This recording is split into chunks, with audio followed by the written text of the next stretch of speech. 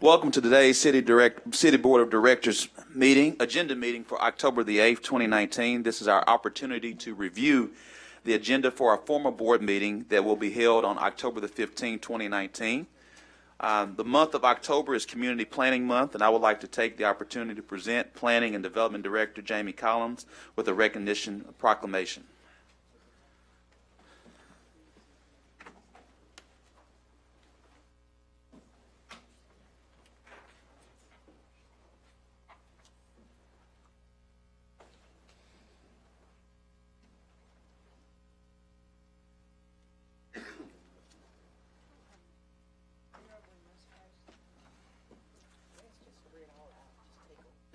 Mr. Collins, today we want to proclaim the beginning of Community Planning Month.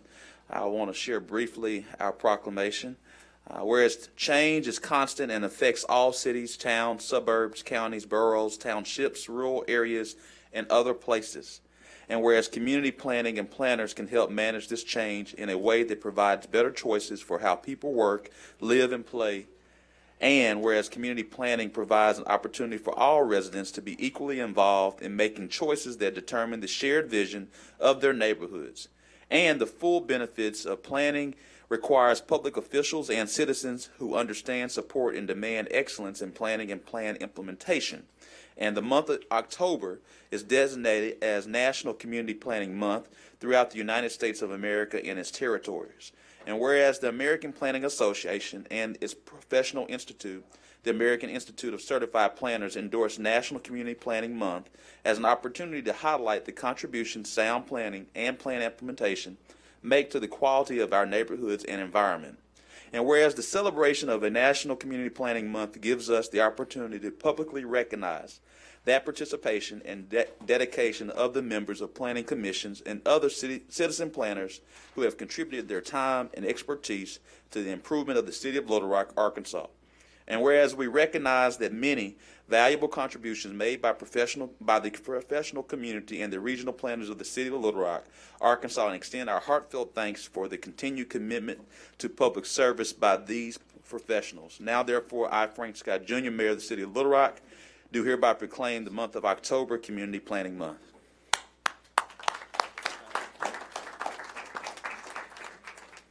We'll like the top planner and engineer, you are an engineer, but you are the top planner for the city of Little Rock. Have a few comments.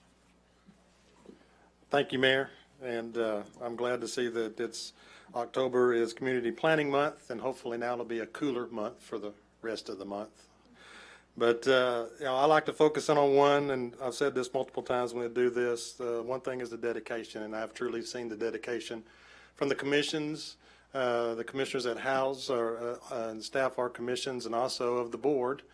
They call us. They truly are involved in the communities and help in this planning atmosphere, and also the staff that support those. So thank everyone for doing that and continue to do that, because we really do appreciate even all the calls that we get.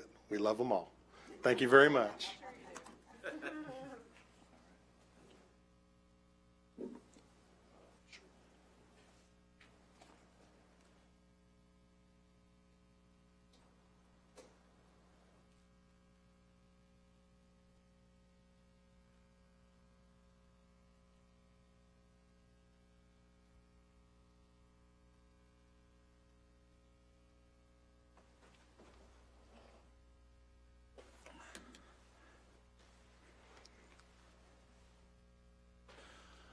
We will now take time to recognize the retirement of one of the city's dedicated police officers. City Manager Bruce Moore, if you would please make the recommendation. Well, if I was making a recommendation, I would say no, she can't retire. But Mayor and members of the board, it is again one of those bittersweet opportunities when we recognize a long-time member of our family. Today we're recognizing Sergeant Ann Hinton. Sergeant Hinton has been with the city for 29 years. She started in 1990. Her awards and honors include Community Service Award and Civilian and Supervisors Accommodations. And she says her favorite memory of working for the city is being promoted to the rank of sergeant. This time, let me ask Chief Humphrey to come forward and make a few comments. Chief. So, Mr. Moore, Director, Mayor, Directors, I will, Mr. Moore, I want to correct you. Her greatest moment was when I was sworn in as Chief of Police, and she had an opportunity to work for me for a short period of time. Is that not right, Sergeant? Well, you know, as I've said before, this is what it's all about. To end your career on an honorable note, that doesn't happen a lot. But when you have someone, 29 years of their life has been given for this city. They have given their life for this city. Let me tell you a little bit about her. The short time I've met her, she is just as nice and professional and classy as they come. There are quite a few officers here, especially African American females, who have said that she has mentored them. That says a lot about her character. The position that she held most recently was over special events. And let me tell you, I don't know, I think, you know, my job is busy, but just imagine all of the events that come through the city that we have to provide police service or have to get approved. Just imagine that. And she did that for years by herself. So I have nothing but good things to say about her. I'm going to miss you, although we didn't get to work together very long.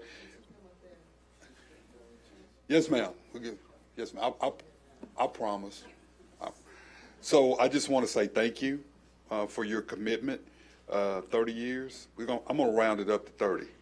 So thank you very much.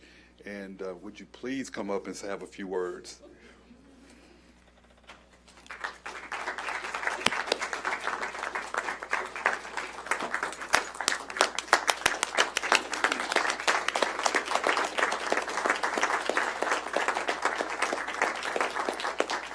Sergeant Henry, on behalf of the city of Little Rock, thank you for those 30 years of service to the city of Little Rock and to the citizens of the city. Congratulations. Thank you.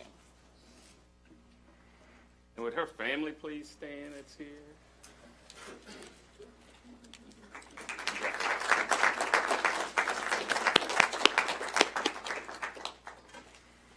Well, I noticed that they kept saying 29 years, and I was going to make sure I said 29 years and 4 months. But I'll take the 30 years. But it has truly been an honor to work alongside great men and women of the Little Rock Police Department, and it's also been an honor to serve for 29 years here. I've had a wonderful time here, and now I'm going to go and see what the next chapter of my life will be. And I wish Chief Humphrey and the Little Rock Police Department the best. And I'm not gone. I'm just going to do something else. And thank you all so much. Sergeant.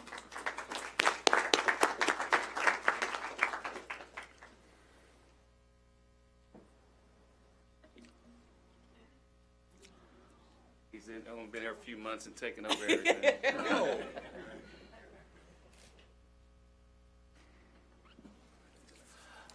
Sergeant, if you wait 1 second, Director Richardson's going to make a comment, then I'm going to make a final comment. Oh, you get push it again. You got it. Thank you, Mayor. I want to, well, it's a bitter, sweet moment. It's an oxymoron. It's a sad joy for me. I want to thank you for your service, and you personified what our police department should be about and what we are about. And I think the community acknowledges what you have done for our community and been a part of our community. And I think the community respects that, honors that, and I think that's one of the things we're all trying to help improve on, community-police relations.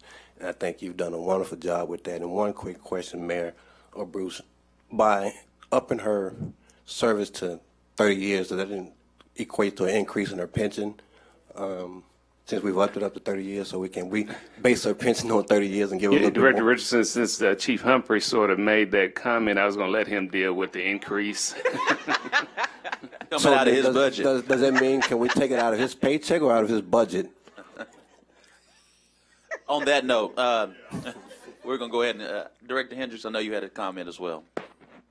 Oh, I will piggyback on what was just said about the income, because as we were coming in from the elevator, that's one of the things that she mentioned to me. She said, what will I get with this 29 years? What benefit? And another thing, she worked with my daughter, who was here for 22 years also. Give her the money that she deserves.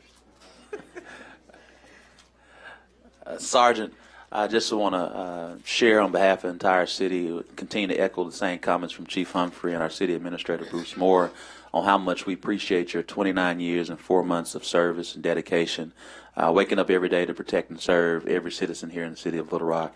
We also appreciate your great leadership, someone who has the pleasure to go to a lot of different special events and understands the detail and the strategy that goes behind and protecting all the inhabitants of those special events. I want to send a commendation to you on how much we appreciate you and love you, and on behalf of the city of Little Rock, we want to say thank you. You're welcome. Thank you. Have a blessed day. Thank you.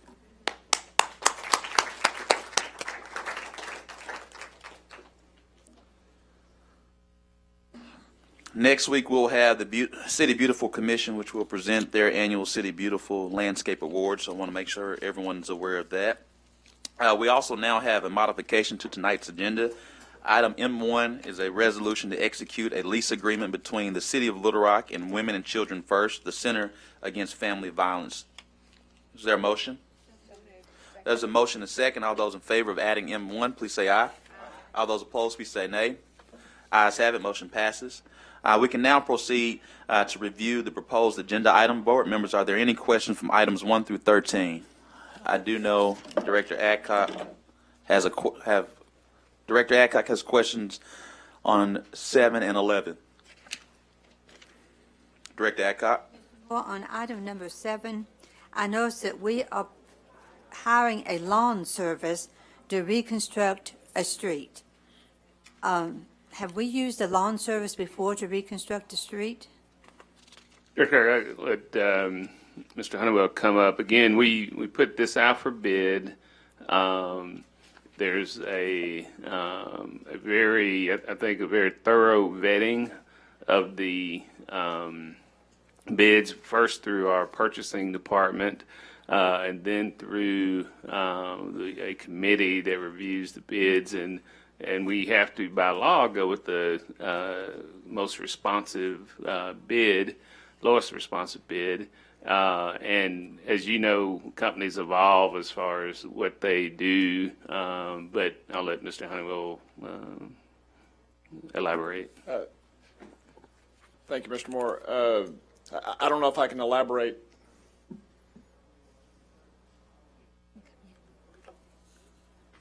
I don't know that I can elaborate much more than what City Manager Moore said.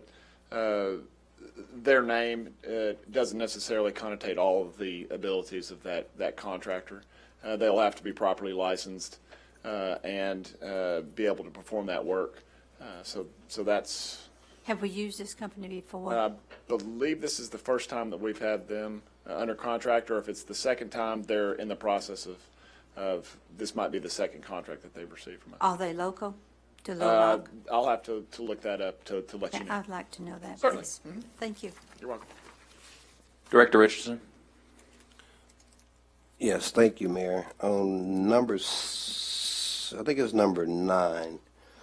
I think I raised this question, Victor, about a month or so ago when we transferred vacant lots in the land bank to different companies for different prices, and I think you mentioned to me that was based on the highest bid. So I have a couple of questions on that.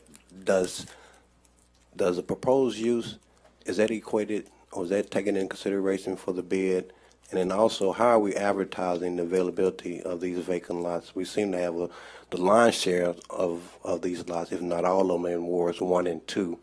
And I think we have a disproportionate number of vacant lots in those wards. So with respect to that, with those bids we're talking about, does the proposed use, is that factored into the bid?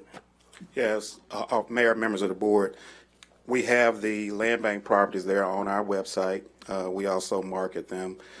This particular one is a continuation of a project that was approved some months ago with Bo Springer, and it is for duplexes for persons with disabilities. So this Originally, she was going to do 30 lots anyway, so this is just a continuation of that. We only approved part of them previously.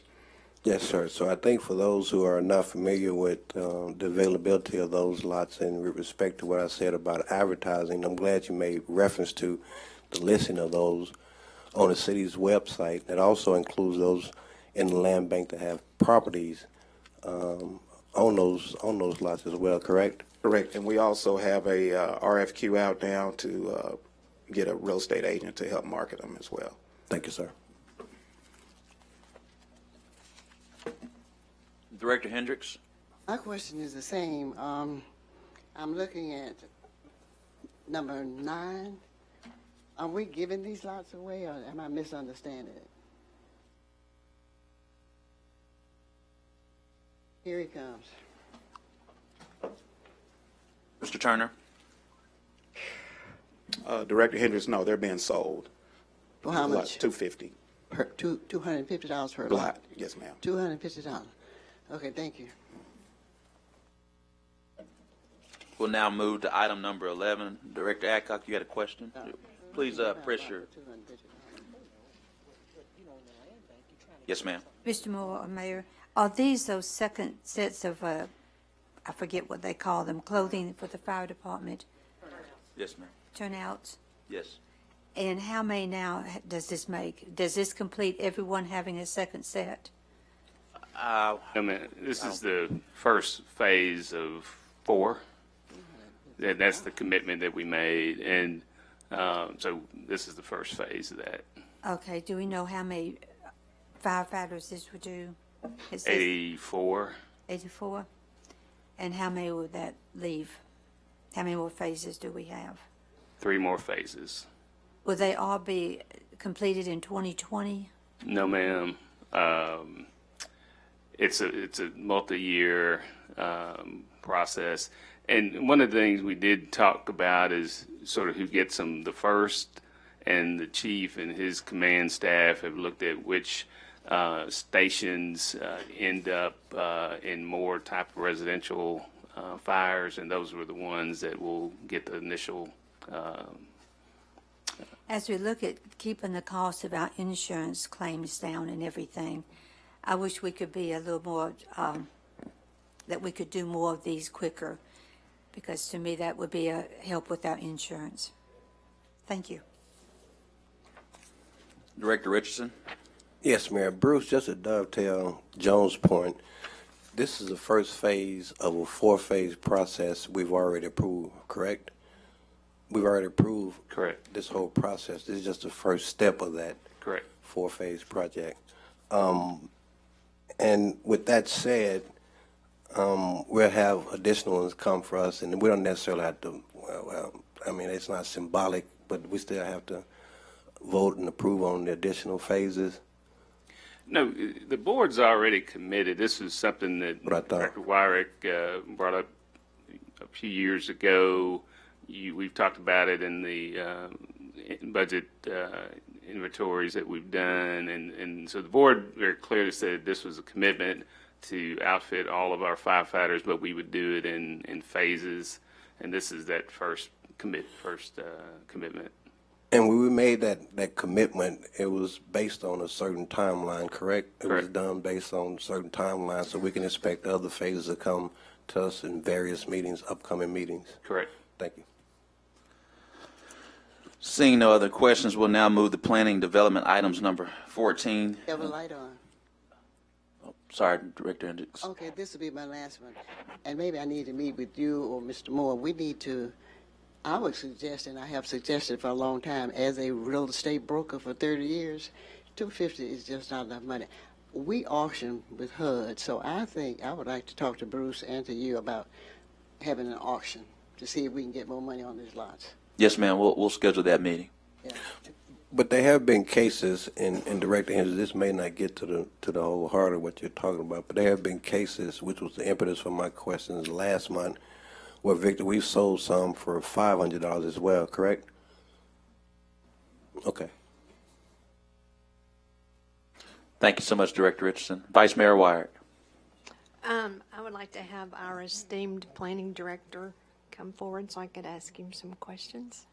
If that's okay with everybody. Yes, Director Collins.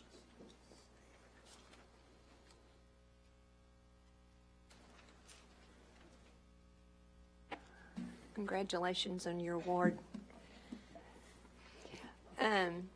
So, item 14, it's a zoning change from neighborhood commercial to commercial. What is the difference between neighborhood commercial and commercial? I mean, I read what you put in here, but I'm still confused about what the differences might be. Think of it more, Vice Mayor Warwick, about intensity or level of a commercial use. You know, like a neighborhood, you're serving people that are predominantly there that are going to just travel that area, be it walk, pedestrian. So it's not think of it like size. It's not a huge store. It's more of walkability. Commercial is or neighborhood commercial? Neighborhood commercial Okay. is. And whereas commercial, when you're going into that C1, C2, C3, it kind of increases in size and intensity of commercial use. Okay, and so this developer doesn't have a plan for what might happen with that property? He's just rezoning it for speculation in the Correct. I future? mean, right now, they've just filled the property when they was doing some, Little Rock Wastewater was doing some work, and so they've got that field to place there on that property and fill it and grade it out. And so right now, it's just undeveloped. And so we have not seen anything come in yet. Okay, and you haven't heard about anything coming in. Can you put apartments in that commercial zoning? I'll have to look at that. Some of those commercials, it depends on the know. density of apartments. They can. I'll have to look and see what that is and get that back. Yeah, if you would get back with me on that. There was some reading and writing in here in regards to entrances and exits. I looked at the site plan, and it doesn't look like there's anything that's been determined about that. We have a lot of traffic on Stagecoach Road now, and people coming onto Stagecoach are having difficulty because of all the traffic that's east and west on there. So do you have any ideas as to where the exits or entrances could be placed to eliminate such an impact on Stagecoach? Not particularly at this time, because that really depends on the use that they choose inside that commercial zoning and then the site layout. Typically, you know, if you'll pull up the zoning map, probably be the best one to kind of see where everything's located at. You know, as you get further south would be more prohibitive to put something in there that has a full access, but you still have to look at what that tapers are, what that stacking is, and what is presented in a traffic study, you know, for that area when they put the development in. Okay. This building that's next to it, is that this, not Southwestern Bell anymore, AT&T building that's down south of this property? Just directly south of the property? I think it is. But there's not any connecting roads other than what they would have to build on Stagecoach. That's correct. And we would, Okay. Public Works and Planning would all look at that on traffic and the turning movements and what's coming out of other sites to try to get a alignment. That depends on the roads it's accessing and how much traffic is coming off of there and their turning movements. Okay. I know you sent a report out about this coming before the board. Did you get any comments from Otter Creek or any of the other neighborhoods that you notified?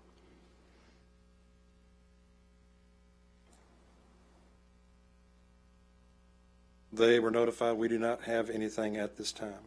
Okay. And lastly, you had 6 that supported it, 4 that were absent, and 1 open position. Yeah, that hadn't been appointed yet at the time. Yeah.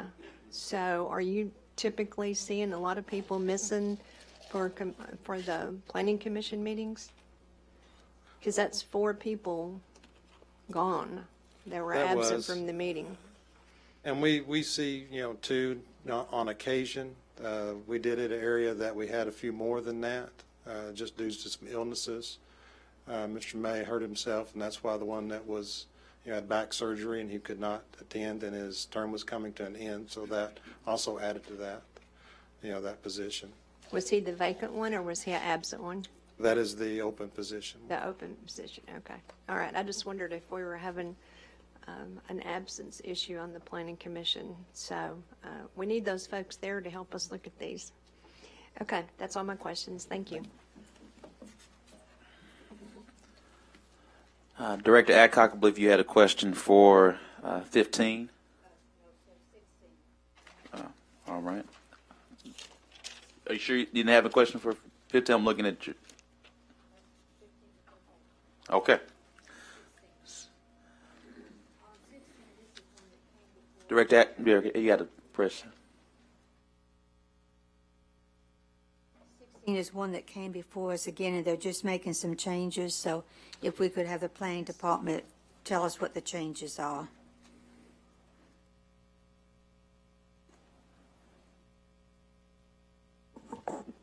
Al, if you could bring up the zoning map for that one, that kind of show the location where it is. And you're correct, it has come before the board.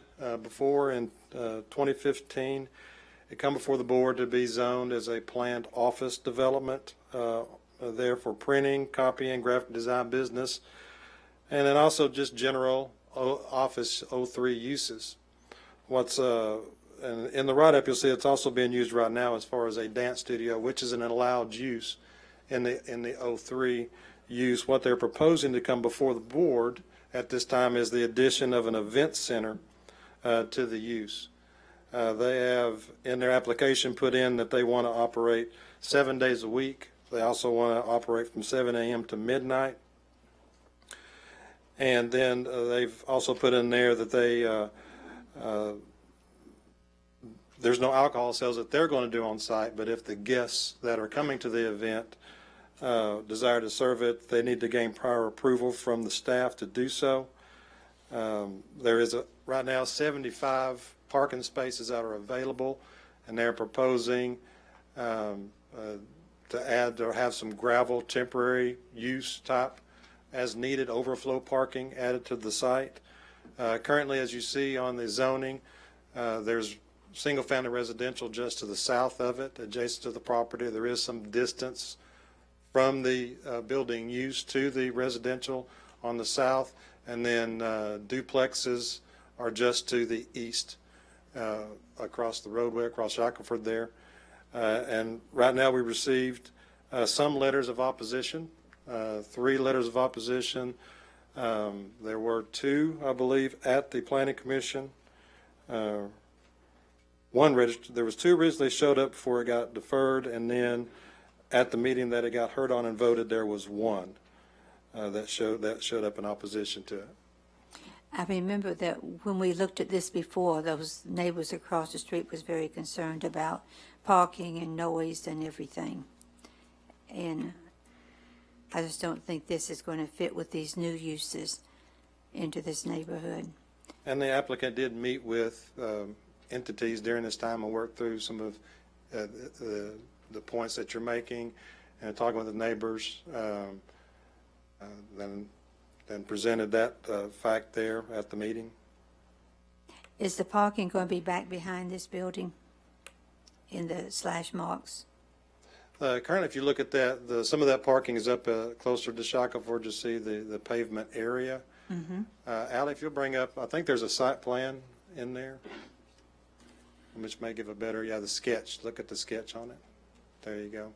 So if you kind of look at the area that they're doing, the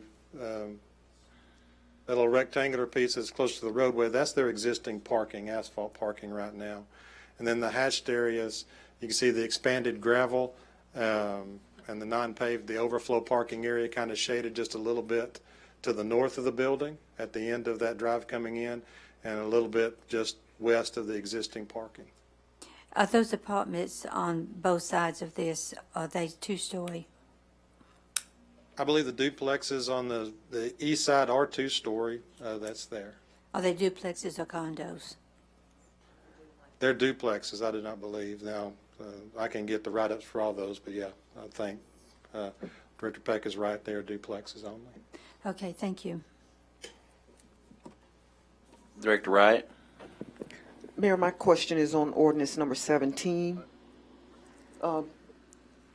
We're still on 16? Is yours on 16?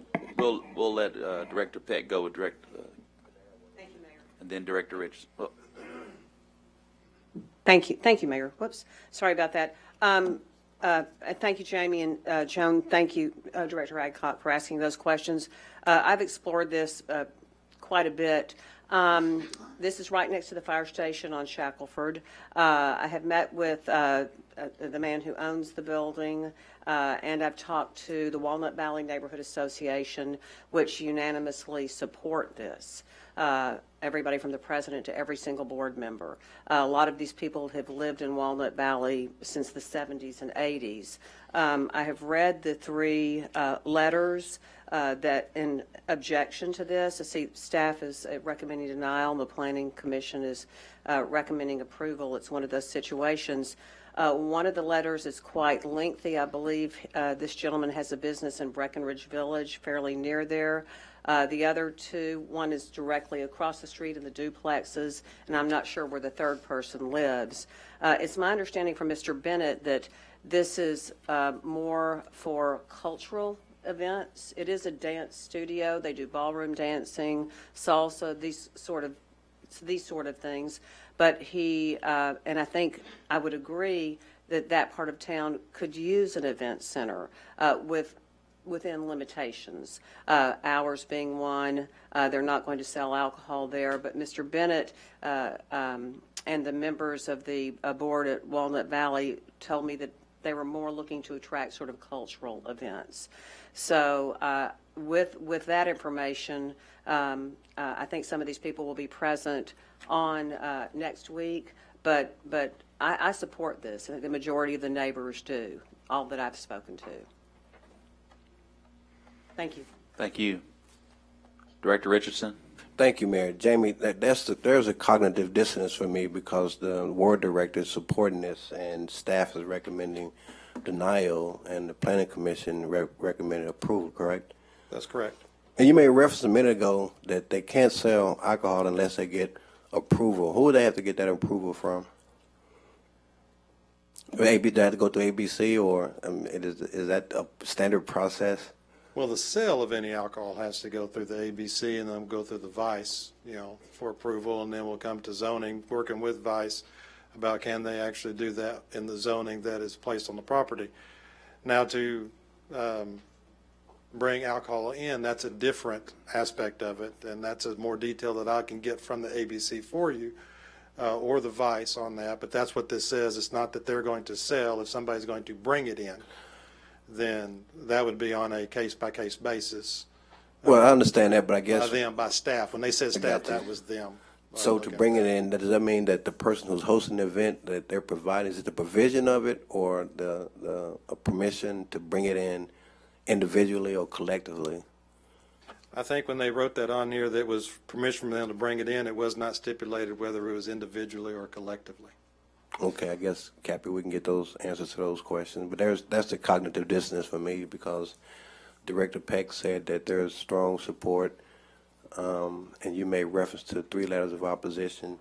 Planning Commission was saying yay, staff is saying nay. So, well, let me clarify our position. Our position has been anytime an event center comes in close proximity to residential, that has that aspect, of that in the single-family residential and also the duplexes, which would be, it's not really type multi-story, multi-apartment type phase, that would really take that into consideration and what it can do because you are tying this zoning specifically to this property. And, so it's tied to the property. And so we look at that particularly for the use. And Director Peck mentioned a cultural center, but in the application there was no specific uses described. That was what the applicant mentioned at the Planning Commission that everybody was in attendance of. And so in the event centers applied, there wasn't that we're going to have it for weddings or I think one come through for other types of parties and avenues. One that y'all approved recently, that comes through. So there was not a specific type of event that was limited to this event center? So the word culture center also intrigues me because a lot of us are from different cultures, and I may have an event that may be congruent to my culture, and it may be something that my culture approves and likes, and it may be in opposition to Dean's culture or Jones' culture. So, I mean, therein lies another question for me. We keep saying culture center, so is it common things like weddings or reunion parties or dances? Or Director Peck, maybe you can answer that for me, ma'am. Director Peck. Yes, Mr. Mayor, thank you. And I think Mr. Bennett can answer these questions next Tuesday, but it is my understanding more like wedding receptions. It was a church. It was not used for quite some time. He's spent a considerable amount of money on the inside, not really with the anticipation of this passing, but to make it more appealing to the dance groups that meet there now. And so he actually said not cultural center, more cultural events. And Gotcha. who knows what that means, Ken. Gotcha. Okay, well. But I think he can answer these questions Tuesday. Okay, thank you. Director Hendricks. Mayor, you have to forgive me. I wanted to go back to number 13 on the resolution, and I'm asking that you hold that.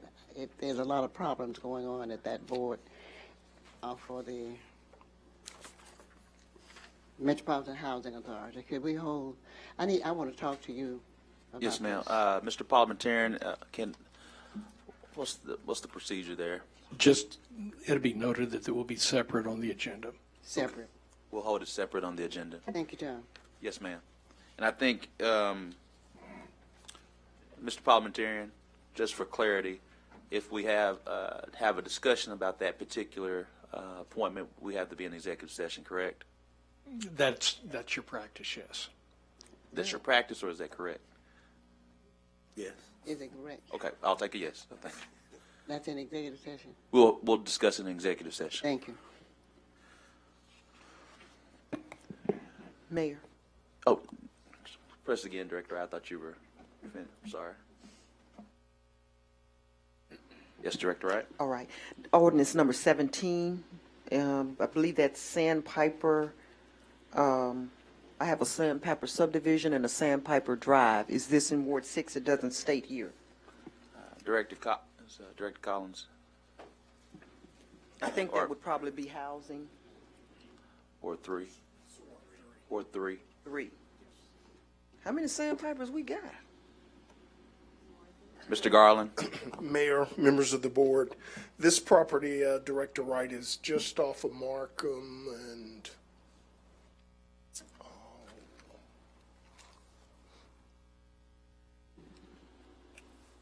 or a better, easier way may be coming off at 12th Street, or not 12th, yeah, 12th Street, and is it Tyler? I have a Sandpiper that comes off of Hughes. This sand, It's behind this where the University Mall used to be, back in there.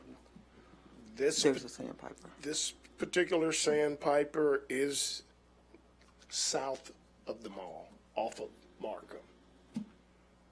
Okay.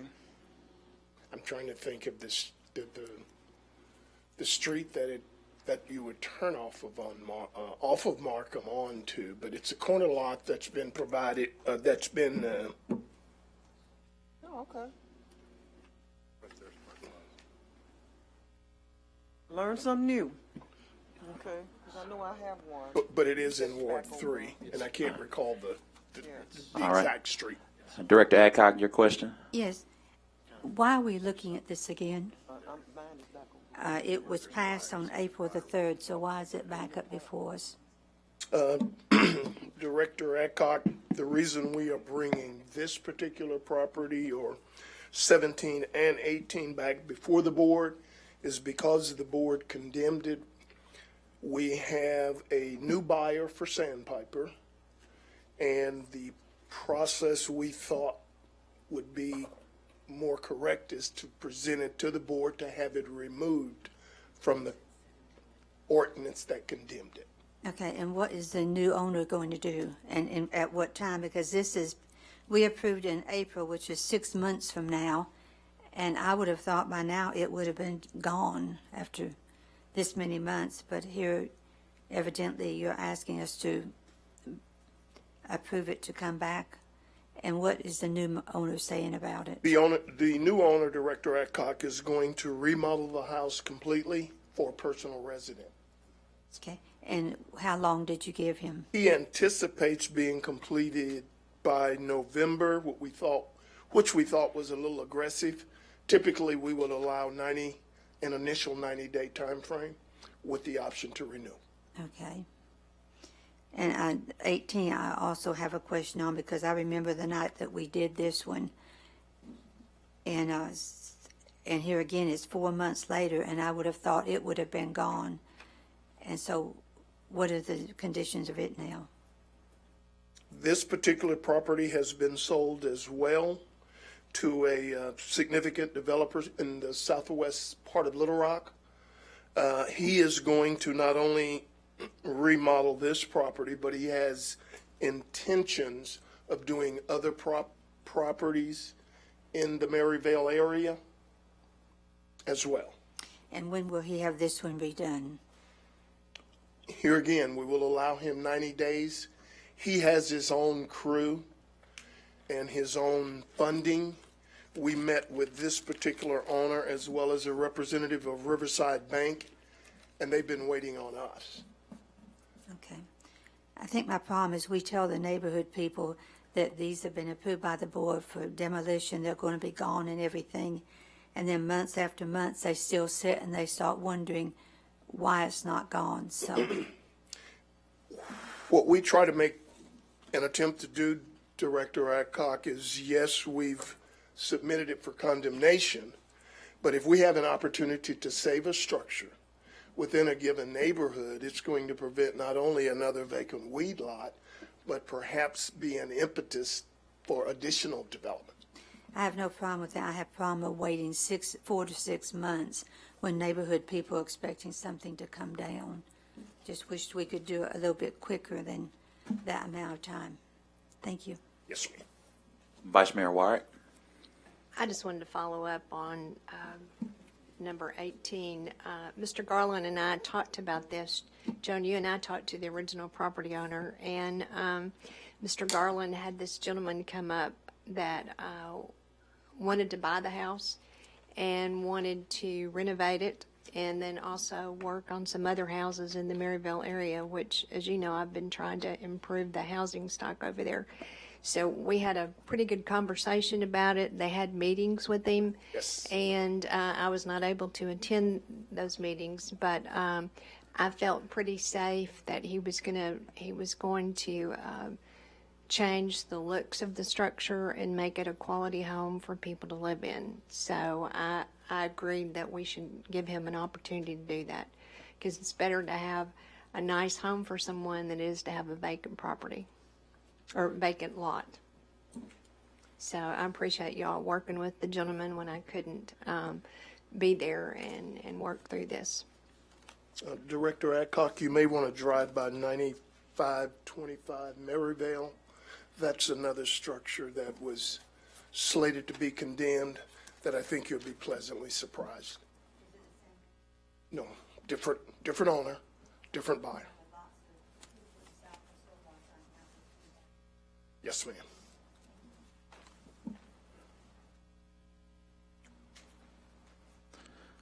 Director Hines.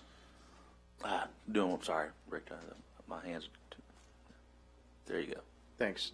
Just like a roll up on ordinance 20 on what exactly we're doing with our public peace and noises regarding the River Market Amphitheater. Sure.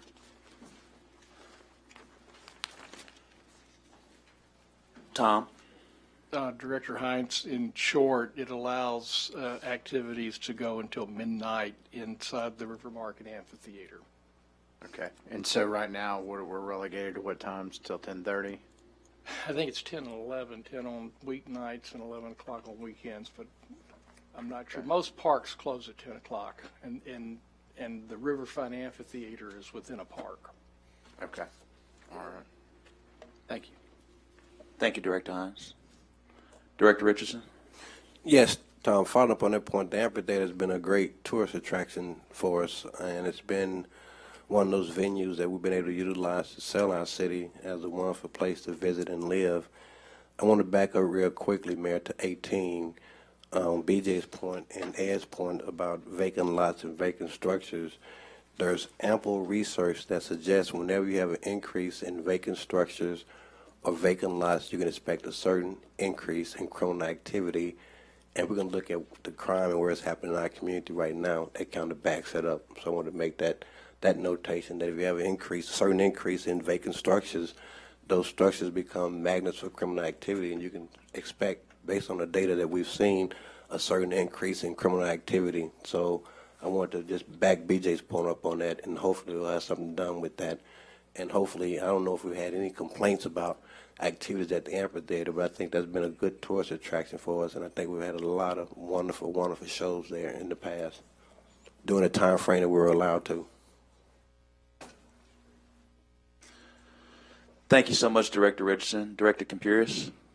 Mr. Collins.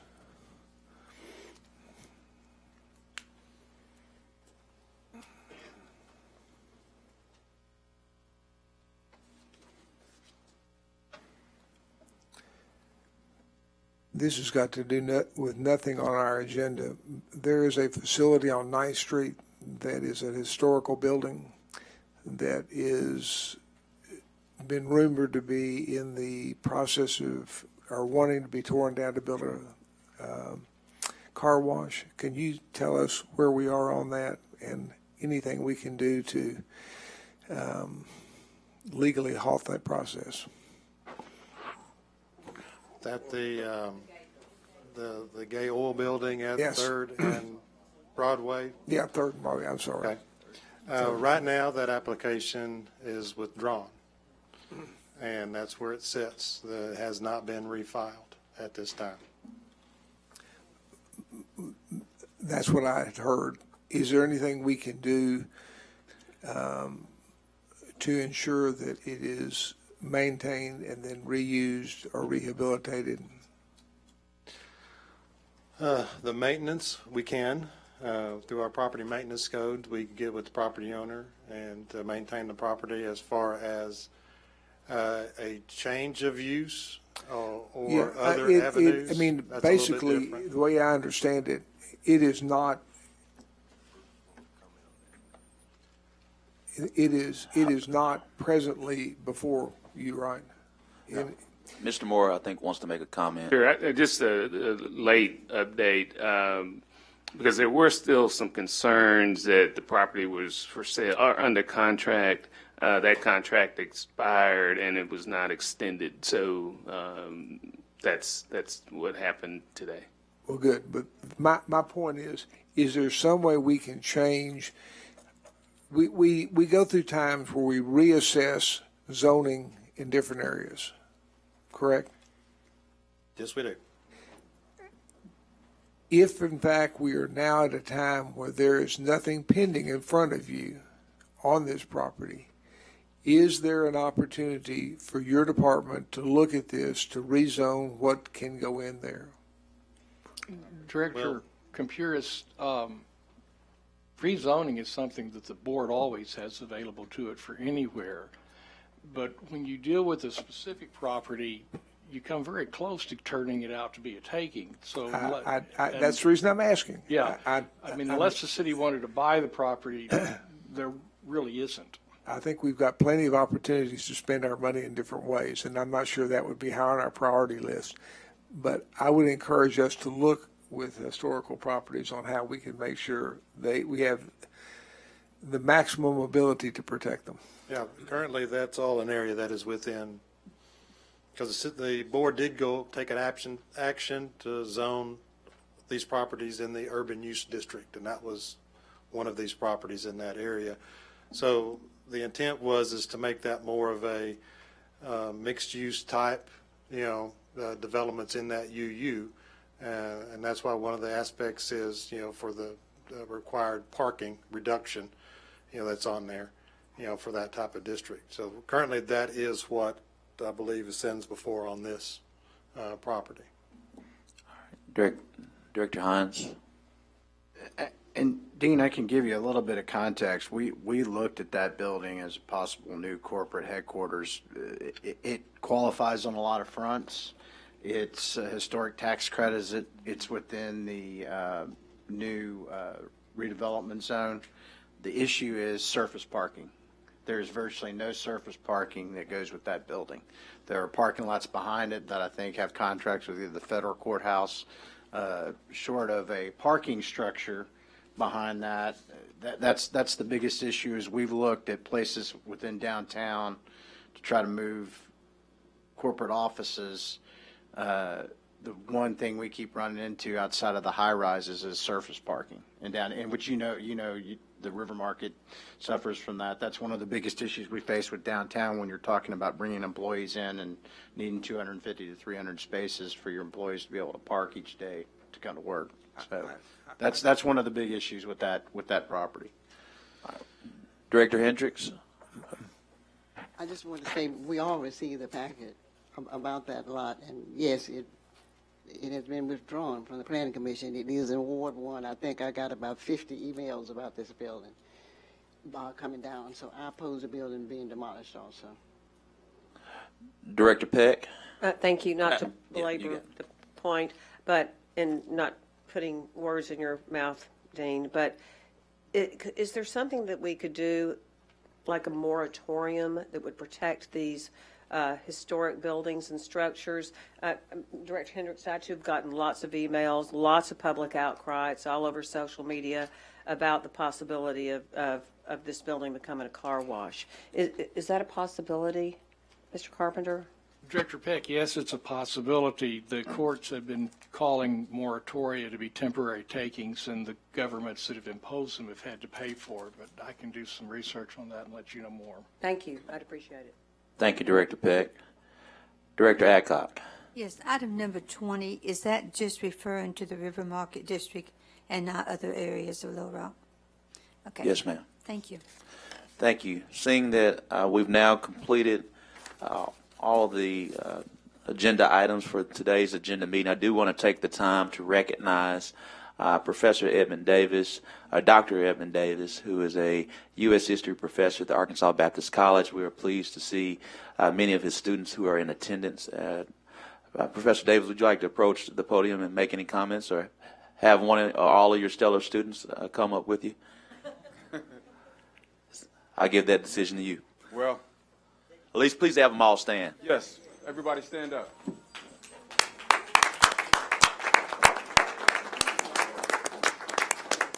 Mr. Mayor, Board of Directors, we appreciate everything that you're doing. A lot of our students, whether they're at the high school level or the higher ed level, have never been down here to this sacred space. And so it's a part of our assignment to have them come see how the city operates here at the municipal level, of course, with the Board of Directors, city government, with the firefighters, and also with the other first responders. So this is part of their assignment. From now on, as long as I'm a professor of history at the school, this will be carried forward. So we thank you all, Mr. Mayor, for allowing us and blessing us to have this. And of course, they're required afterwards to take a picture with everybody. So of course, that's one of the dual notes that they have to do. Thank you so much. Well, just to understand logistics, don't want to keep you guys too long. If you guys will all approach the podium in single file, and we'll stand up and we'll take a photo because we have another meeting immediately following. I hate to throw them away. Okay. So if you guys, if everyone just come line up right here, and then we'll just stand. Even those who just walked in. Come on, Shaq. And we'll stand.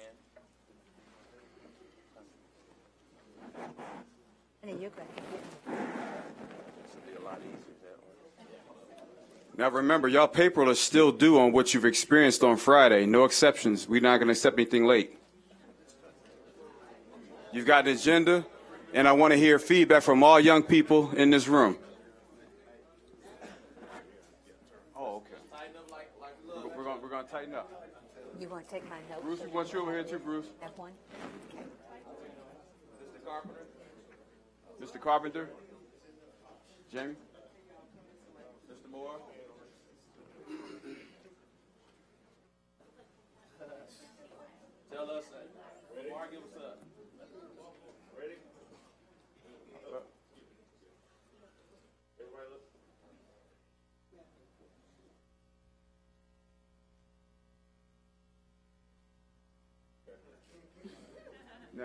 Now, they have to get one too. One real quick. One for our class record. Okay. One for our class record. Here we go. Okay. Wow. Yeah, I didn't realize it's right. Okay. On three. 1, 2, 3. 1, 2. 1, 2,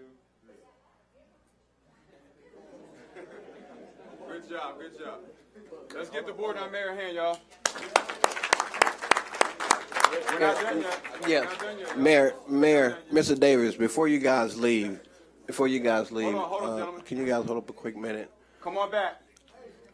I just, Something not done yet. Appreciate you. Be better.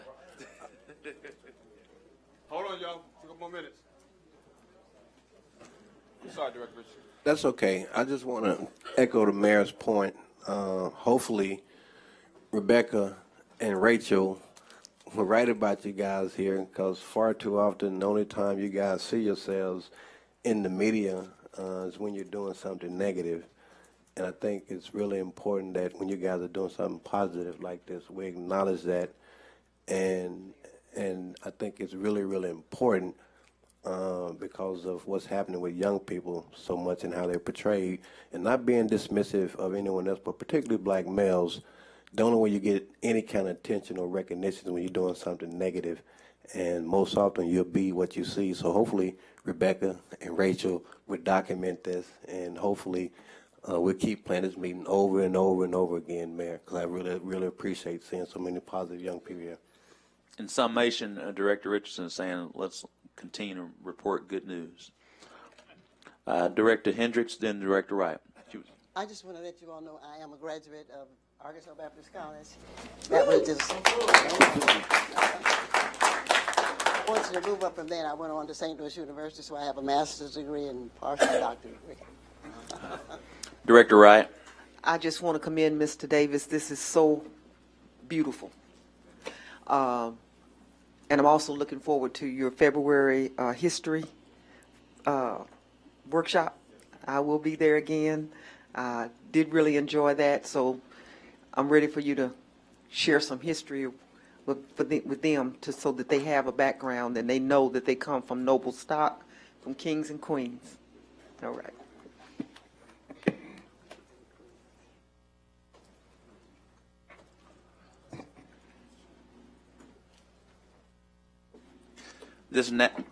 A motion to adjourn. So moved. All those in favor, please say aye. Aye. All those opposed, please say nay. Today's agenda meeting is now adjourned. I do now want to open the floor for today's policy meeting. Mayor. Director Wright, before I give I need you. Director Wright, did you? Yes, ma'am. Yes, ma'am. Mr. Moore, I would like an update on the Big Country Chateau. And Director Wright, let's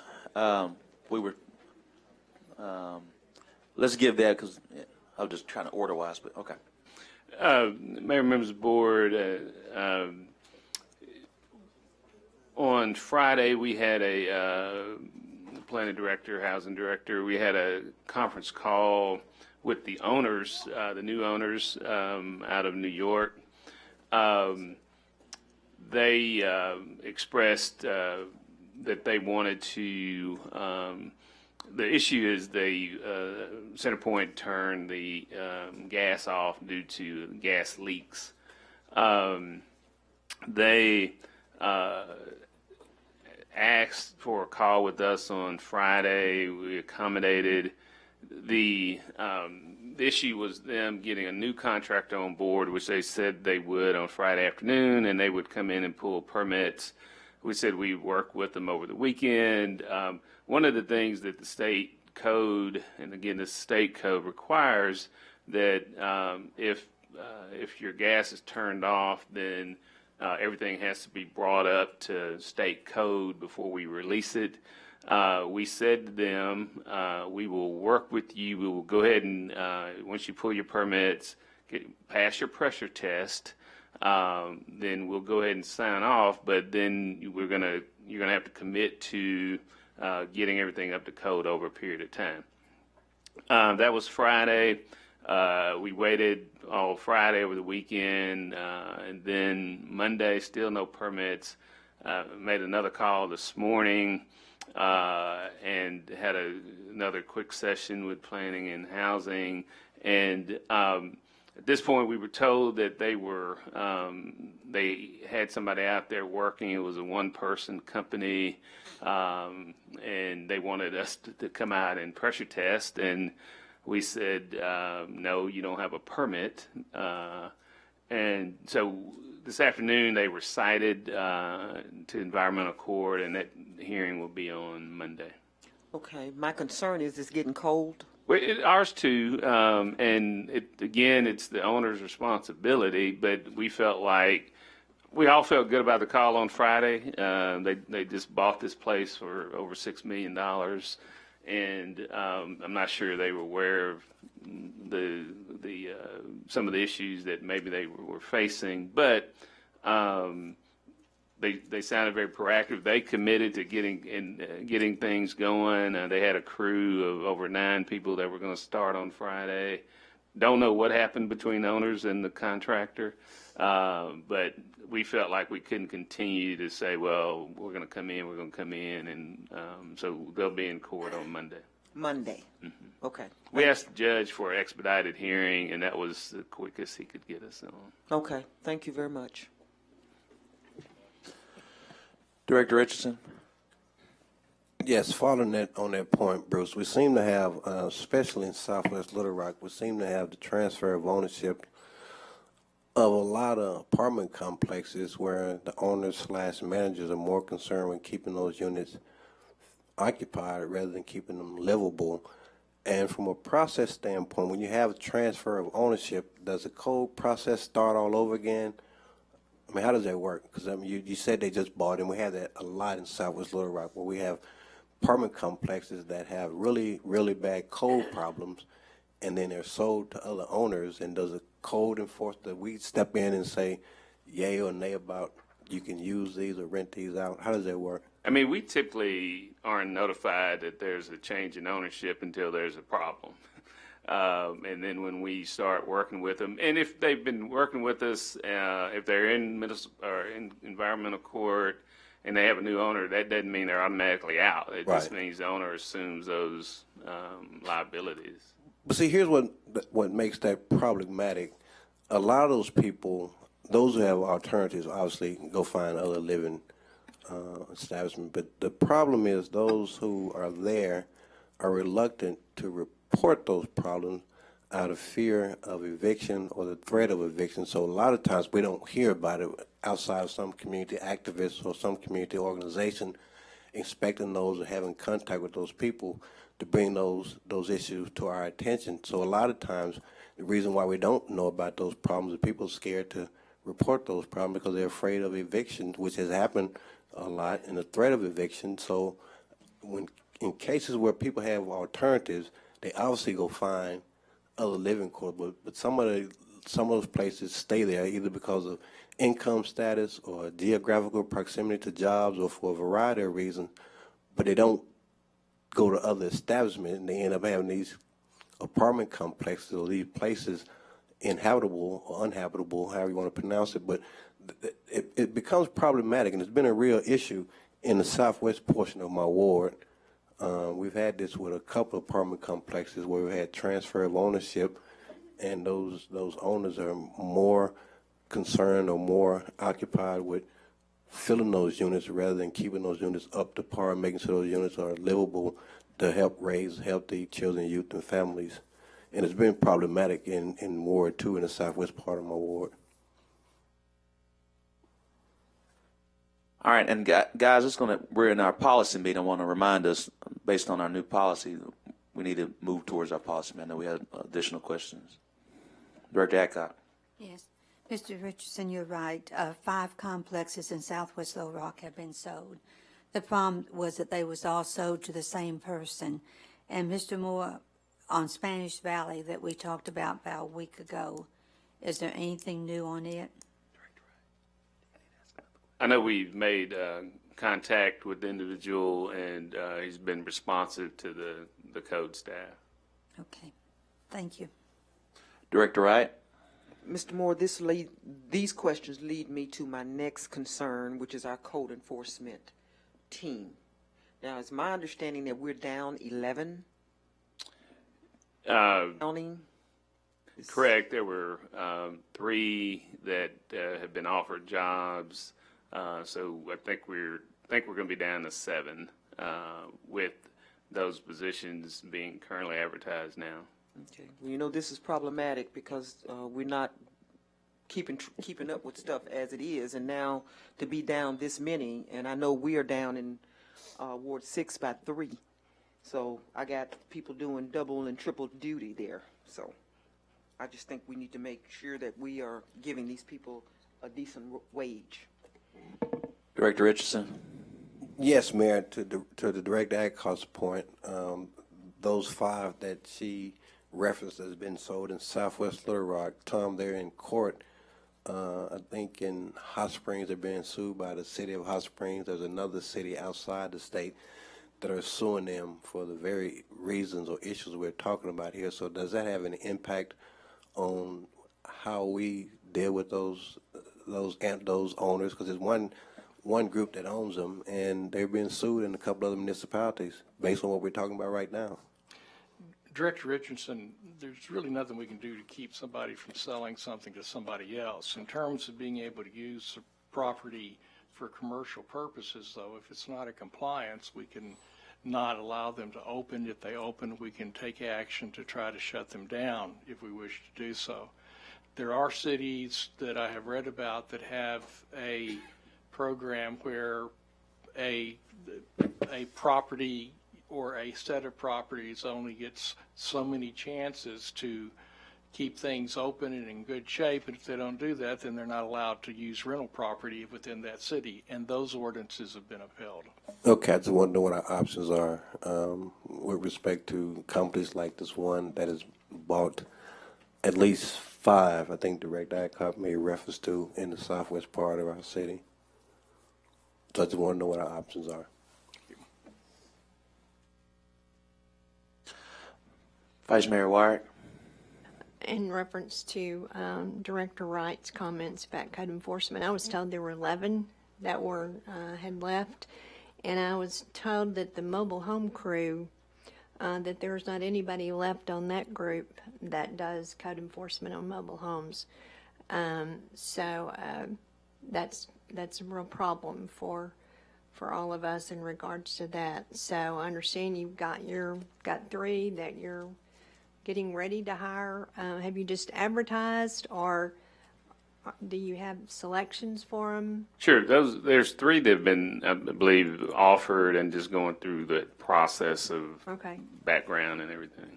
Okay, which they got to go through a lot of training to get up to speed. And then again, they're currently the job is posted now, and we're advertising at this point to fill all of the vacancies. Can you validate that there's not any code enforcement left on the mobile home team? I've heard that. I'll follow up. Okay, thank you. Director Hendricks? I want to be sure, is it okay for me to ask Mr. Moore a question? Yes, but going forward, these questions should have been asked during the agenda portion because we're now in a policy meeting based on the new rules that this board approved. I'm trying to keep us all in line, but you can still ask. Mr. Moore, you did respond to several addresses that I gave you. 1500 West Charles Bussett. Will you look at that again?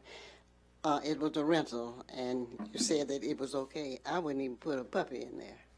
So we really need to check that house. That house isn't even worth living in. That was 1500 Charles Bussett. It's awful.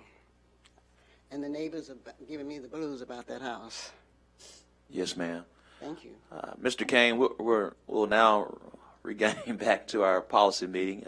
For all of you, Mr. Kane, and as well as our Chief People Officer, Stacy Witherell, if you all would approach the podium, and Stacy will first kind of set the stage, but wanted to share, due to some technical difficulties, there was some information that was not necessarily included, and we just found out on the documents from our partners here today that are going to present. That being said, there will not be handouts.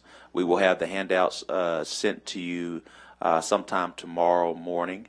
We'll have that information for you. So what we're going to have today is a part of our healthcare update. Stacy's going to kind of set the stage, as well as Tom Kane, who's a member of Stevens Insurance, as we look through the various models for our health insurance, from a traditional fully insured model or our clinically integrated network model. So there's two different models that we're looking at to include in the 2020 budget for our most precious assets, which are the human capital and talents and service of our employees. And so, Stacey, if you would kind of set the stage. Director Caburis. Tom, I just want to make sure that I can stay in the room.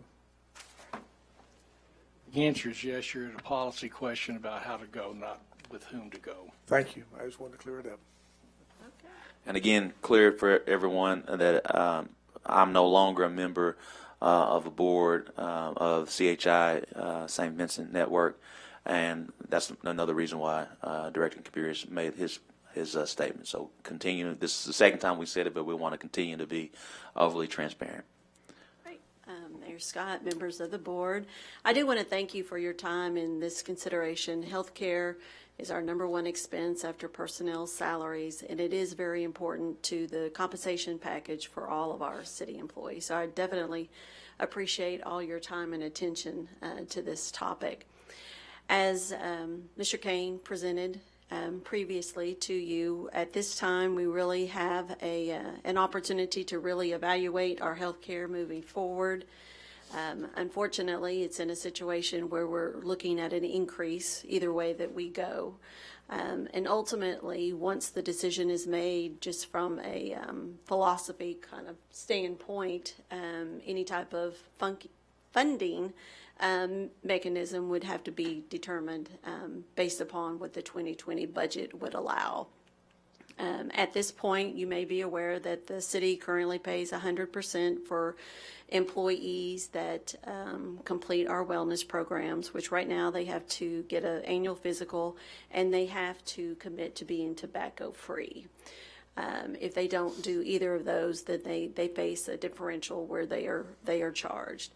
It's our intent to move forward with additional wellness programs, just so that employees understand that they have a responsibility for their health, and we cannot just continue writing the check every year, coming to you saying that our insurance is going up.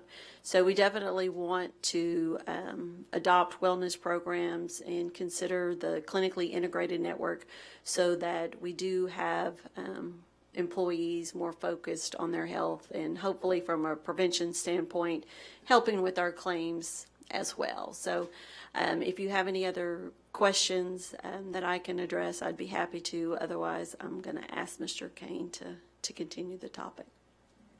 Again, before Mr. Kane speaks, he is going to send a fully updated document for the board to review. And to Rachel and Rebecca, we'll make sure you guys get it emailed. Mayor, members of the board, we are currently in the process of modeling 4 separate options with regard to the employee and the city's cost share for the cost of the plan. Our actuaries promised me that we'll have it by noon tomorrow. So as soon as he certifies it, we will get it out to y'all. But the 4 options, 2 are on fully insured, and one is assuming that the city would continue to provide the base coverage for the employees at no cost to the employee. The second option is that the 15% increase that the city is facing would be passed on to the employees in additional premium contributions. So under that scenario, the health insurance would begin to cost the employees something. We're going to look at the same scenario under the CIN, or the Clinically Integrated Network self-insured option. And so you will have the option to look at, do we want to go fully insured at a 15% rate increase from United Healthcare, or do we want to go self-funded with the Clinically Integrated Network? Also, pretty much at a projected 15% increase to the city at expected cost.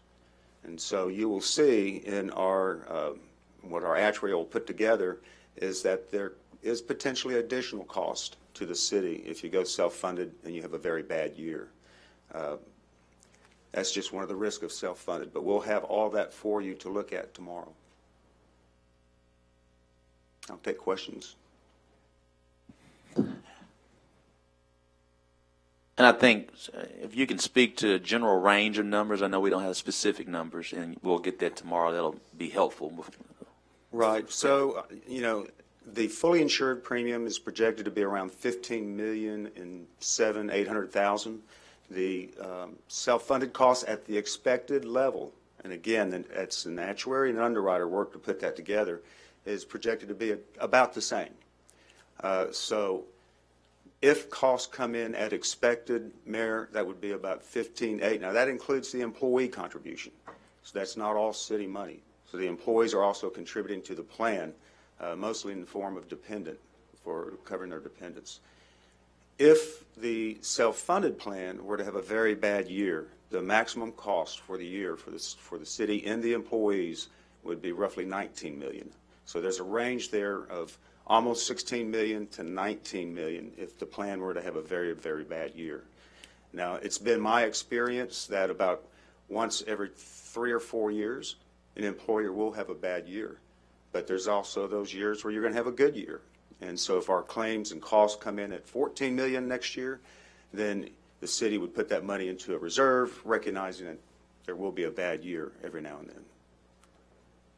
So to kind of set the playing field, we'll go to some of the questions. The fully insured model, so everyone understands, we know now if we continue with what we've always done, we know now that the expected cost to the city is 15%. And so that budget amount would be somewhere around $15 million. We're roughly around somewhere, give or take, 11 to $12 million right now. So you see that increase, and so that 15% is also according to premiums and other different costs that are part of that number. So if you do the traditional 15%, that's we're a little more than that. So that's fully insured model. Self-insured model, self-funded model, basically is we are now suggesting it's time to look at managing our own health care. The expected cost or minimum cost is virtually the same as the fully funded cost. However, if we had a year like we had in 2018 that's reflected in the new year, the maximum cost that we could experience would move from the number that we see now at fully insured at 15%, or the minimum cost of the self-funded at 15% could be $19 million. That's a risk there. And so there's also a risk if we continue to just cut a check, because we understand no matter what happens from a fully insured model, we're going to continue to have an increase in the rate of pay 6 to 8% on national average. So those are the two things that we have at play between the fully insured model and the self-funded model. So hopefully that kind of simplifies as much as possible of what Tom just said. Director Wright?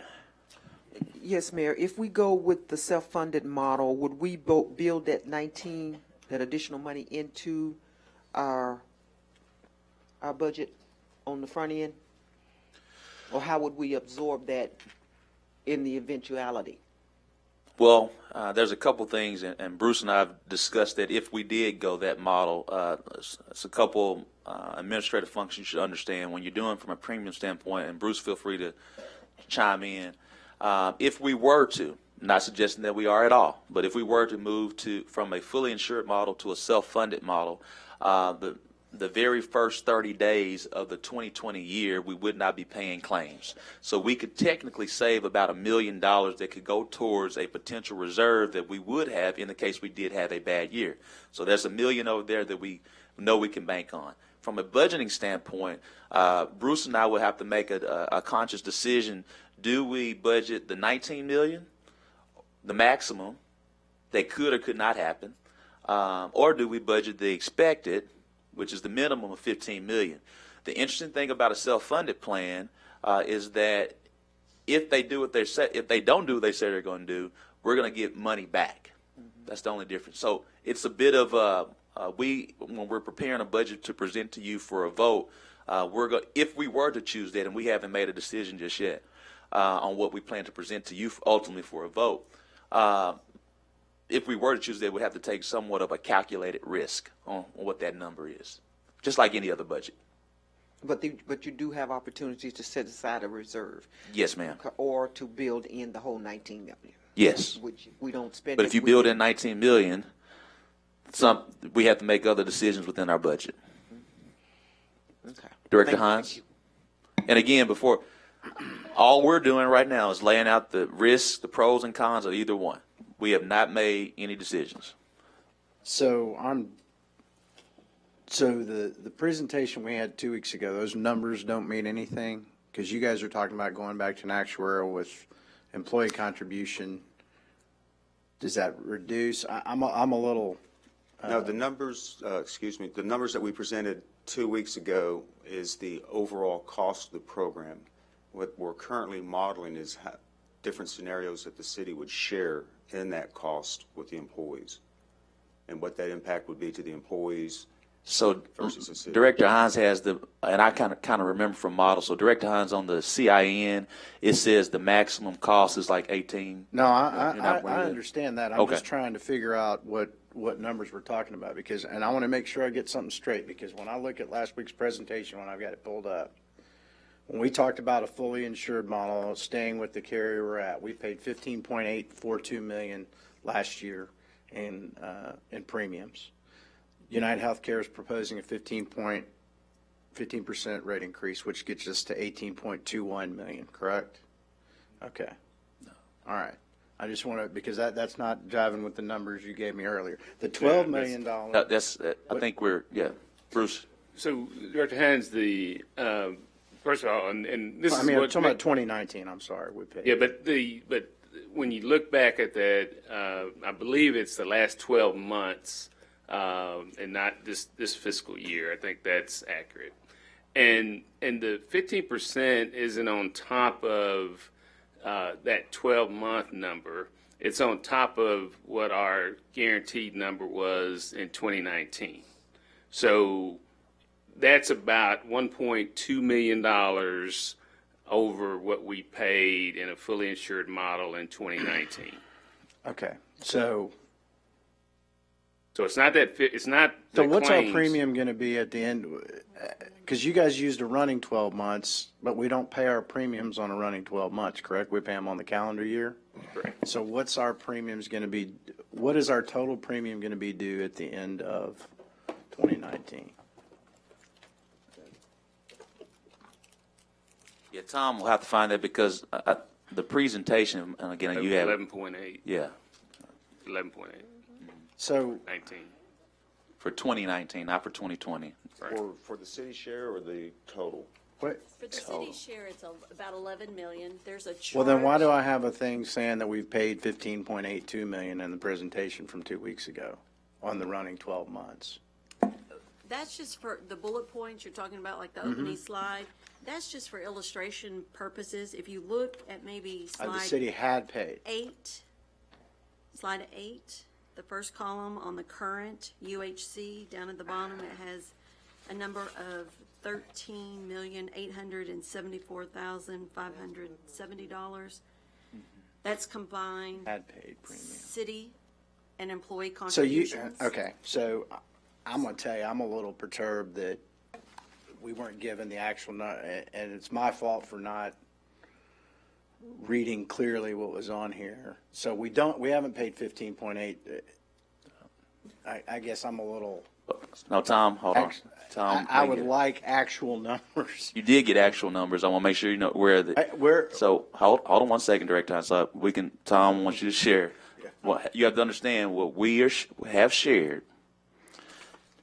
We're taking into account the UHC increased they basically came to us and said, hey, you paid somewhere around $11,007. That was our budget amount for 2019 year. Based on what happened that previous year in the healthcare outcomes, you're going to now increase to 24%. Stevens Insurance negotiated down to 15%. So now when we include and forecasting for a 2020 budget, we have to now take into account what we paid what we have budgeted amount plus the additional 15%, and including also whether or not we continue to pay 100% of the employee premiums or not, and that's how we get a total maximum. I know well, you're looking at the wrong thing. You're not. That has to do with the fully insured model and what our exposure is over and above. I'm talking about what the funding model for United Healthcare was, and it's my fault. I mean, I obviously didn't read this presentation clearly. We're in here, do we have what our actual premiums that we're paying for 2019 that they're going to take the 15% increase in? And I don't think I see it anywhere in this document. I think you can look at slide 5. 6. Okay. Oh, I'm sorry, you didn't have that one. Yeah. Again, I think it's on slide 8, that 13 It's behind the fully million. insured section. So it would be And slide 8. that does combine city contributions to the employee contributions. Yeah. Okay, so that, okay. Up at the top, it says I know, yeah. two-tier rate options, city only. Yeah. Oh, slide 6. Slide? Well, that was slide. No, it's on slide 8. It's on slide 8. I'm just trying to, I'm trying to, and so that, I was gonna show you. That is. no, I'm looking at it right here. In that, the two-tier,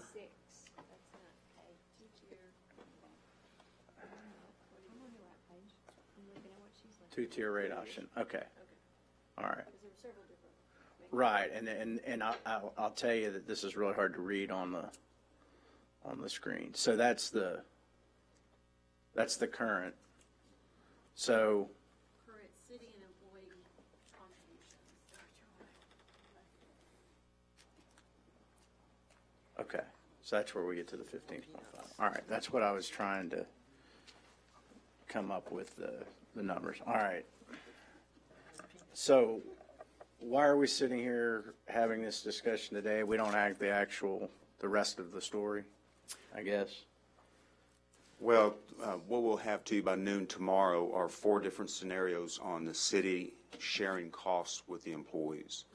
Okay. And so are we going to continue to pay 100% for the employees' insurance for the base plan? Or are we going to pass some of that cost on to the employees, whether you're fully insured or self-funded? And that's essentially the question. So, Lance, what you see right there is the question is whether or not, 2 questions that we're going to have. 1, do we stick with a fully insured plan? Or 2, do we transition to a self-funded plan? That's the first decision. The second decision is, irrespective of what decision we make with number 1, the question is, do we continue to pay 100% of the employee health insurance, or really 3, do we continue to pay 100% of the health insurance?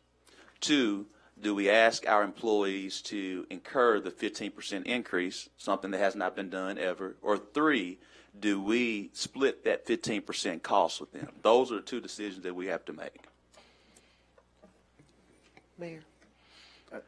I think Director Hines still had. I'm just trying to wrap my head around the numbers because I had some. That's fine. I'll.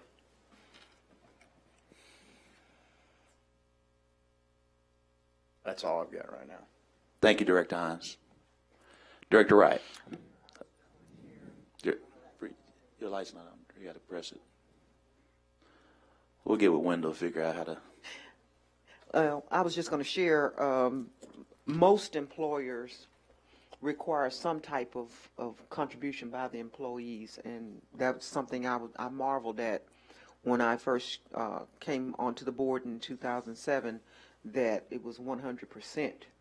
And with these costs keep escalating, that's something that I guess we're going to have to really consider. But most companies do require some type of contribution. We got some hard decisions to make. Director Campiris, then Director Forson. Tom, let me see if I can make this easier for me to understand. If you've got 2 different plans and the base increase in cost is about the same percentage, is that about right? If you're assuming the self-funded plan comes in at expected, yes. So basically, we're talking about the same dollar amount, roughly, if everything works out the same. Yes. You could say that, but you could also say under the self-funded plan, there's an opportunity to save money. Right, but that was my second point. But with the insurance, if we take the 15% and stay with insurance, it is a set amount of money, no matter if we do well with our employees or if they do poorly with our employees. Is that correct? Yes, sir. Thirdly, as I've said the last time, over the last, y'all been here 6 years, right? Mm-hmm. Have we ever had a time during that 6-year period of time where we have not had an increase? No. And have we honestly, Stacy, ever helped our employees during that 6-year time be healthier or do the right thing or communicate with them? We have continually communicated with them, and that was the whole purpose of adopting the two requirements that you pay more if you use tobacco or you don't go get a wellness visit, with the intent of moving forward to a results-oriented wellness program where basically you have to show that you are controlling your chronic diseases. And I would tell you that is window dressing, 100%. Having had a number of employees come to me and say, fill this form out so I can get a lower rate, and never coming back. But with partnering with a third party that can see those medical records to determine whether someone is, My whole point exactly. I mean, what we've done for the last 6 years is we've said we're doing something. We really haven't done anything, in my opinion. And we're now asking, we're now, if we stay with what we're doing, we're expecting the same thing. We're going to get the same thing. We have an actuarial who receives claims, reviews claims, and pays what they think they should on a claim. And that's what insurance. I mean, I'm in the business. I can tell you what they do. So here's my point to y'all and the board. I'm tired of doing that because I don't think we're helping people. We're not taking the opportunity to make anybody have the opportunity to get better. One thing. We don't have the opportunity of taking a third party and lowering the amount that we can start putting back. Now, it's a risk. There's a risk in anything you do, but there's a risk if there's a risk of doing it. But it's a sure thing that a year from now, we'll be sitting here talking about that y'all have done a good job lowering what they tell us is going to be the premium they want us to pay, and you beat them down to, a lower rate each year, and we're in the same boat again.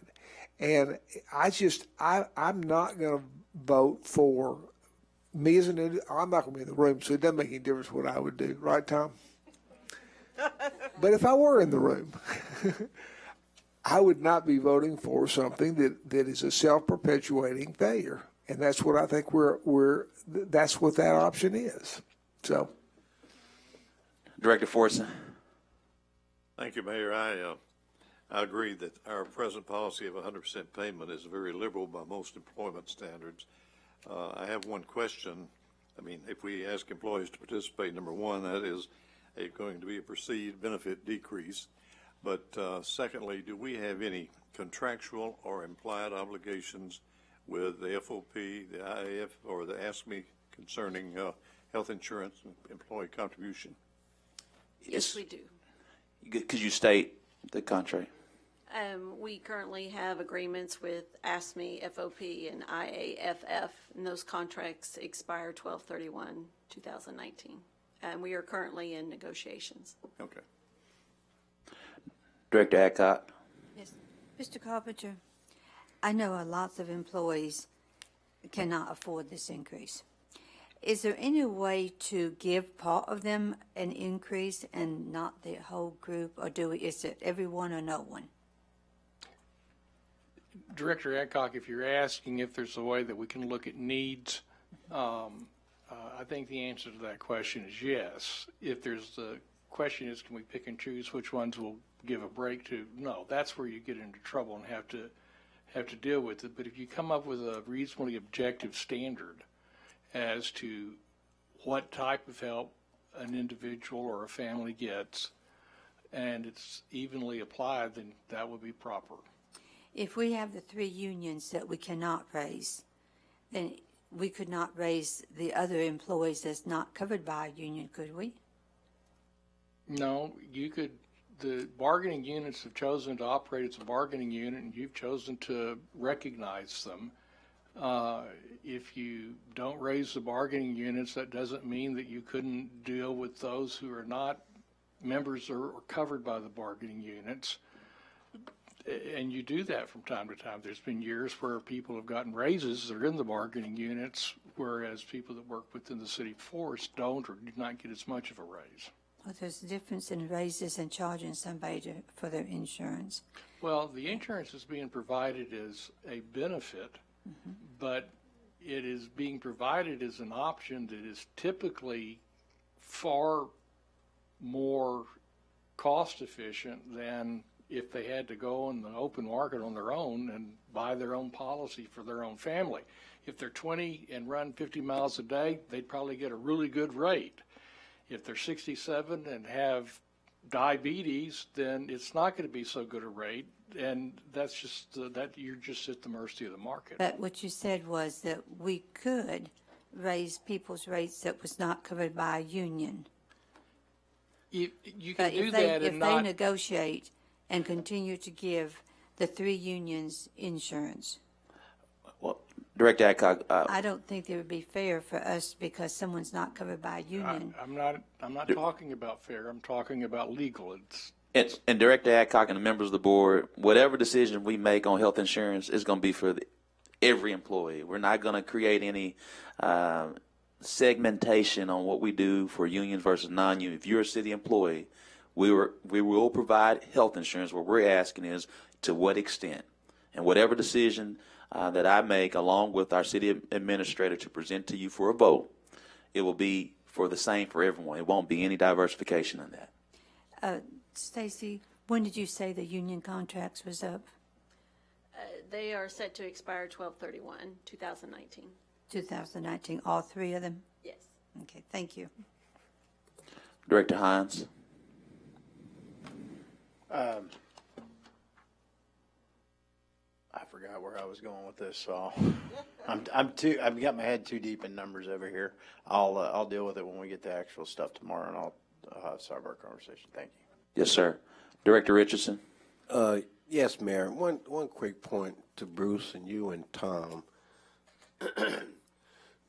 So we're recognizing FOP as a bargaining unit, but we're not recognizing BPOA as a bargaining unit. Yes. So how's that process? How is that established? And I thank the mayor for making it clear that there's not going to be any segregation with respect to how we provide insurance. But how does that happen? I mean, we have BPOA, we have FOP, and maybe you or Bruce can tell me how one is recognized as a bargaining unit and the other is not. In Arkansas, local governments don't have to recognize any bargaining units. They chose to do so with police and fire, and then a couple of years ago, or some years ago with ASME. And the decision was made by the board at that time. Okay, because I heard you say police and fire, but they within police and Then fire. I had to ask me. Okay, and they have 2 different associations within their departments. But they're not mutually exclusive. There are I got members you. of BPOA, there are also members of FOP and so forth. But one can be in one without being in the other. That's right. And that has happened on a number of cases. It may have. Okay, and I thank you for your legal advice and your your wisdom and being sagacious, because I find it really, really interesting. When we were talking about PIT many, many moons ago, one of my colleagues threatened me or us with an opinion from the AG's office with respect to me participating in that conversation, even though we're just talking conceptually. Like Dean said, we're talking about policy. We're not talking about specific contracts with a specific entity. So I want to thank you for making that clear, Dean. I want to thank you for bringing that up, because I didn't get that benefit many, many moons ago when we were talking about PIT conceptually, and I think I was threatened, or you were threatened, with an opinion from the AG's office with respect to me being able to participate in that conversation. You don't have to remember. I remember it because it was directed towards me. Vice Mayor Warwick. Thank you. I'm looking at on my cell phone a picture copy of what y'all gave us last time we talked about this. And it looks like we have 1,411 employees that have insurance today. They have employee-only coverage. Employee only. Okay. And then, now it says total enrolled, 1,411. But then you have to go over to buy up one, which is 208, and buy up two, That's which is okay. That's 304. just numbers. My question is. But it's more than 1,400. That's my point. Okay, yeah, all right. My question is, did we calculate the insurance based on the current number of employees that have insurance to date? Yes. I know we had a policy change a while back. I don't know what year it was. And it had to do with the spouses and children of the employees, and a lot of people dropped drop people from their insurance. So if we had a lesser number of employees that took insurance, what would that do to our numbers for either the fully insured or the CIN self-funded? The fully insured would come down consistent with the actual enrollment. So if we lost some enrollment, then the fully insured premium would drop. Under the self-funded plan, it doesn't drop as much as the fully insured would, because typically when people choose not to take the coverage, it's because they're healthy or they have coverage available elsewhere. So you tend to retain the risk in a group, and we call that adverse selection in insurance. So a lot of the claims would still remain with the group. But I don't think you're going to see a big drop in enrollment based on the options that we're looking at. Okay, that's what I was curious about, if you thought that there would be, based on the dollars, if we add 15% to them, do you do any analytical research on whether you'll have takers or no takers? Our actuary looks at that.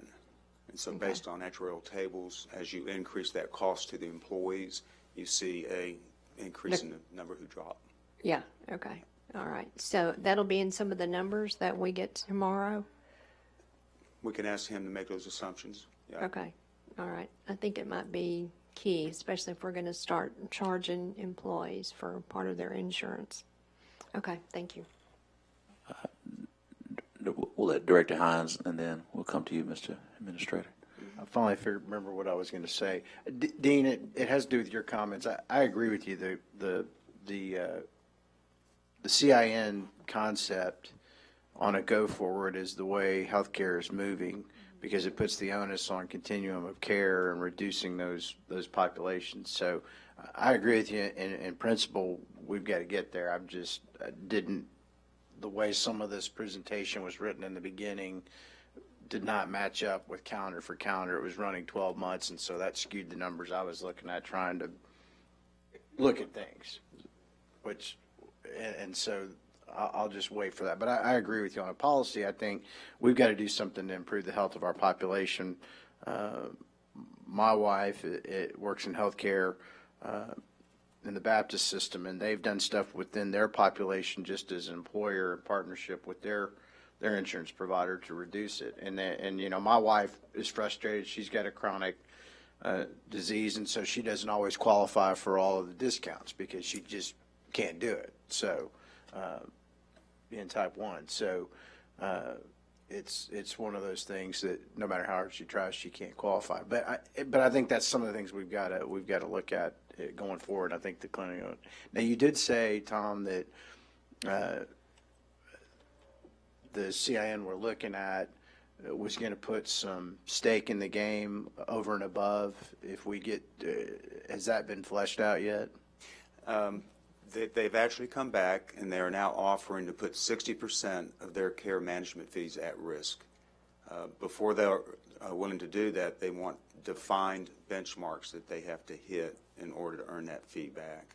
Right. But, So yes. so when would that kick in if we go above our 15.8 million? I mean, what are the metrics, or have you guys worked through that yet? We have not worked through all of that yet, and it would be probably 90 to 120 days after the end of the year, because you have to go back and account for all that and look at Right. everything. Okay. The other question I had is when I looked at the presentation from last week, one of the big glaring things other than just our general health care was our prescription cost. And I think you had it in that you've got the RFP on the street for pharmacy provider, correct? We have not released the RFP, but we're prepared to do that. It would be a Okay. very quick process. We do those routinely. We typically see significant savings when we do that. Okay. So Are we looking at a pharmacy benefit manager, or are we going to, I mean, there's a lot of different angles on this, and the pharmacy benefit managers have tended to be the ones reaping all the benefits from the prescription and driving up the cost. Yes. Okay. All right. Yep. Thank you. Thank you, Director Hines. Director Campiris. Just one last comment. I mean, Lanson, I think we all agree we have to do something different. And Ken and I were talking two things. Ken and I were talking, and it'd be interesting if we had made this move 6 years ago, how much money we'd have in the bank now from doing it. One, because you'd hopefully have a healthier population doing it. One. And the second thing is that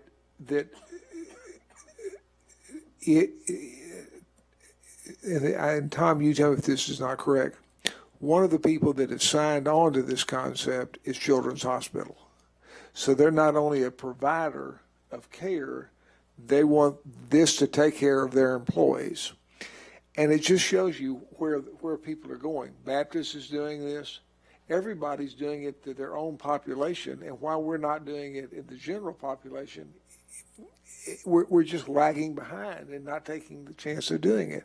So, I mean, if Children's is willing to take their whole population and turn it over to someone else to do it, we ought to really be seriously looking at this. Thank you so much, Director Campiris. Director Fortson.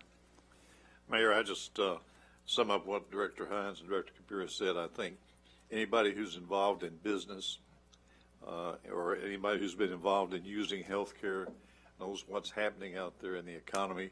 In the private sector, companies are trying to sustain a level of employee benefits, but again, maintain a market presence looking at ever increasing health care costs. And you reach a point where it's not sustainable. In government, we can't have a sale on services to increase cash flow to try to cover increased costs. We can't do things like that. We have a finite dollar amount of revenue, and we have employee coverage, and we have employee commitments. And I commend you for putting together a program that will do the maximum thing to benefit our employees and let us try to manage our costs while improving our health care situation. It's this may be the only way to do it in this current environment. Thank you so much, Director Fortson. Tom and Stacy, we do appreciate your time and attention. I want to ensure that all the city board members, hopefully before lunch tomorrow, Bruce and I will receive an email from Stacy, and then that email will then be forwarded on to every board member. And Rachel and Rebecca, either myself or Stephanie will send you an email with it. If you do not have anything from me or Stephanie by 1 o'clock, just call us as you normally do. But we want to make sure you have that information as well. Appreciate it. That being said, again, 1 second, Director Richardson. Also, I will just continue to stress the importance of this decision. So what we plan to do, we being myself and the city administrator, is once we receive this information, we're going to study it all this week. I hope you study it as well. Please encourage everyone to please study this information. Please also look at the information that was provided to you, I believe, last week as well. We then will begin, we'll make a decision on what to propose to you. Due to the enrollment period, we have to make a decision now because most enrollments start at the end of October. And so we will make a proposal to you on Friday to take up on next Tuesday. So we have 7 days. Again, that's the reason why we shared it with you last week. You have those numbers. Please go back and review them. We've had this meeting today. You'll see more numbers tomorrow. Then our administrator and myself will review and then make a proposal for you to review this week and over the weekend, and then make a modification to the agenda on Tuesday because we have to do it in an effort to get our house in order with the enrollment period for our employees. Thank you so much. Is it a motion to adjourn? There's a motion and a second. All those in favor, please say aye. Aye. Oh, I'm sorry, guys. No, we can't adjourn yet because Director Richardson. Go, Director Richardson. I'm sorry about that. Well, thank you, man. I really appreciate it. I just want to thank you and Bruce and Stacy and Tom for all you guys, the hard work you guys have been doing.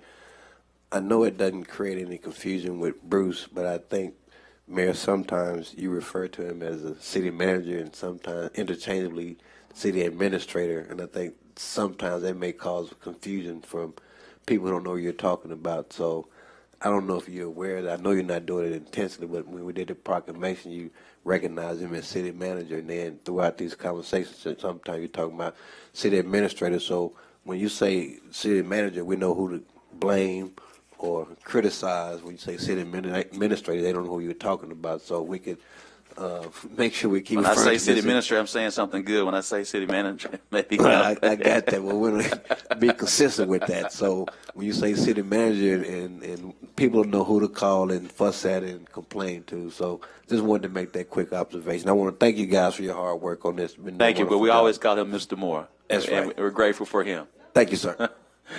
All those in favor, please say aye. Aye. All those opposed, please say nay. Ayes have the motion adjourned.